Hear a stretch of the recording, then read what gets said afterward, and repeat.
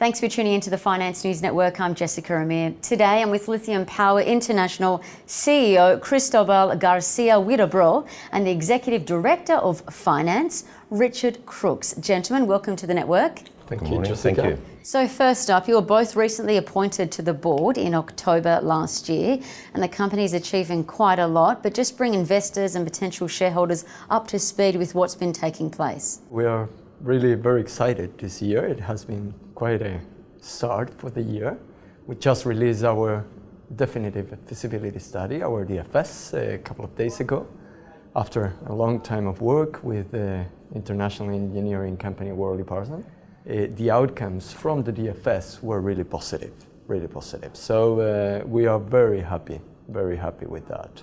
On the other side of the company, we have been working really hard with the Australian team in order to come up with a very interesting development plan for our Australian assets that we are expecting to be able to release and disclose very soon. Now let's dive into the results from the definitive feasibility study from the Maricunga Lithium Brine Project in Chile. What can you tell us? Well, as you know, Maricunga is probably today the most advanced lithium project, which is not under the ownership of one of the established producers in Chile, by far.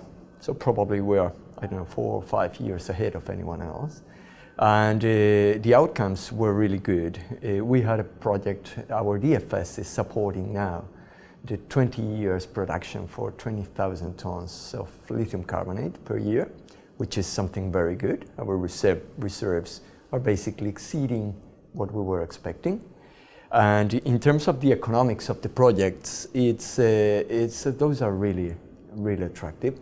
We have an NPV of over $1 billion, and with an IRR, a return on investment, which is like 29% annually, which is really good for these times. It's almost a $500 million project in capex, which compares very favorably with all the other projects now.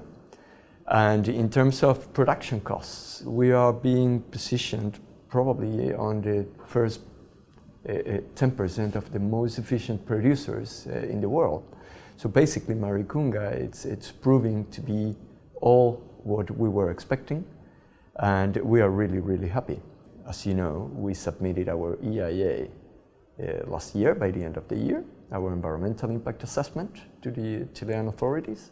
So basically that's also under process, and we are expecting to have very good news by the end of this year. So now over to you, Richard. What does this actually mean for the company, the DFS results? Well, now that we have the financial numbers to a high degree of confidence, the CapEx and the OpEx, it certainly allows us now to talk with potential financiers with a high degree of confidence, disclosing real numbers. And we're very confident that we have world-class operating costs that allow 60% operating margin, which eminently supports debt finance, and there's still equity interest from our existing shareholders, institutional shareholders, and of course there's a number of other streams of finance that we're looking to commence discussions on with strategic end users of lithium and other corporates. The beauty of having a high quality DFS completed by Worley Parsons and other top-notch first-rate engineering groups is that it will withstand the scrutiny of any financial investor coming in to look at our project. So we will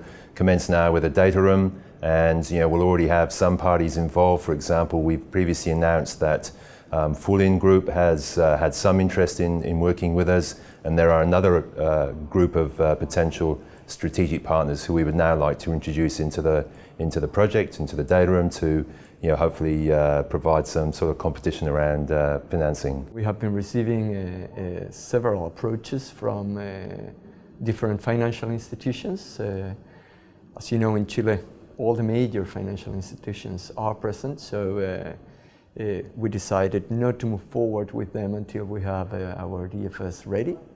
So now everything is being activated again, and the idea is to be able to get a pre-closing during 2019 on a binding basis, which of course it's going to be subject to our ability to get the environmental approval by the end of the year.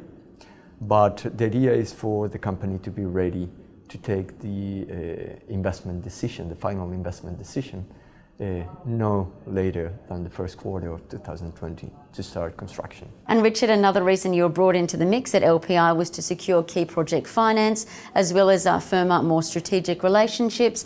And plus you're also in talks about potential offtake partners. So how's that all going? So as well as following up on the informal approaches we already have, I'll be looking to establish some new relationships with potential Asian off-takers and strategic partners who also come with capital, and we'll be looking to secure some offtake to underpin the finance going forward. Now let's change pace, talk about financing and share price. What can you tell us? The company today has a very, very strong financial position. We have a lot of cash in our accounts, so we are basically fully funded until the end of all the developments, both to the assets in Chile and Australia.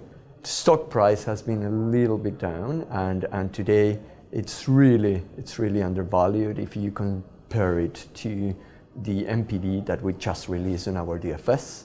Usually companies in this with this level of development will be trading at around 30 to 40% of the MPD you are showing. So LPI stocks today are really an opportunity, and we really expect to have very positive news during the year that I'm pretty sure it's going to put the stock on a different position.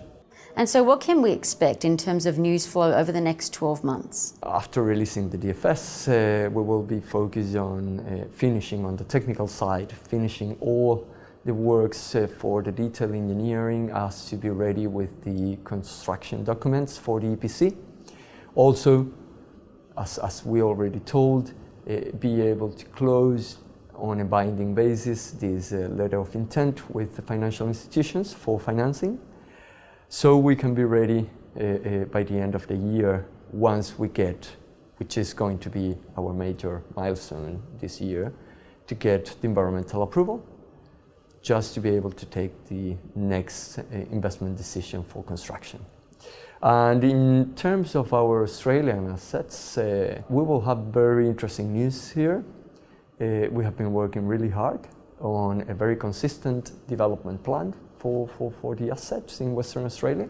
This will have a very positive effect on the company as we are going to diversify our asset base. We will have brine from one side in South America, and we will have hard rock here in Australia. Wonderful. Cristobal, Garcia-Huidobro, thank you so much for your time, and thank you, Richard Crookes. Thank you, Jessica.